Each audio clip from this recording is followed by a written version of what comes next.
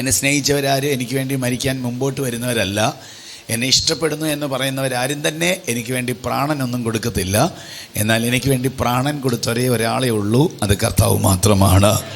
പക്ഷേ ഇന്നത്തെ ചിന്ത മരണമല്ല, പുനരുത്ഥാനമായതുകൊണ്ട് യേശു കർത്താവിൻ്റെ പുനരുത്ഥാനത്തിൽ ദൈവസഭയ്ക്ക് ലഭ്യമായ ആദ്യത്തെ ബ്ലെസ്സിങ് എന്ന് പറയുന്നത് നീതീകരണമാണ്. ഒരു സ്തോത്രം പറയാമോ? എന്നെ നീതിമാനാക്കാൻ വേണ്ടിയാണ് യേശു ഉയർത്തെഴുന്നേറ്റത്. യേശു മരിച്ചതല്ല, യേശു ഉയർത്തെഴുന്നേറ്റത് എന്നെ നീതീകരിക്കാൻ വേണ്ടിയാണ്. യേശു 2000 വർഷങ്ങൾക്ക് മുമ്പ് അരിമത്യക്കാരനായ യോസെഫിൻ്റെ കല്ലറയ്ക്കകത്ത് അടക്കപ്പെട്ടിട്ട് 3-ാമത്തെ ദിവസം മരണത്തെ പൊട്ടിച്ച് യേശു ഉയർത്തെഴുന്നേറ്റപ്പോൾ കോട്ടയത്തിരിക്കുന്ന എനിക്ക് നീതീകരണമുണ്ടായി. ആമേൻ പറയാവോ? ഒന്നുകൂടി പറഞ്ഞാൽ, ദൈവത്തിൻ്റെ ദൃഷ്ടിയിൽ കുറ്റക്കാരനായ ഞാൻ നീതിമാനായി മാറി.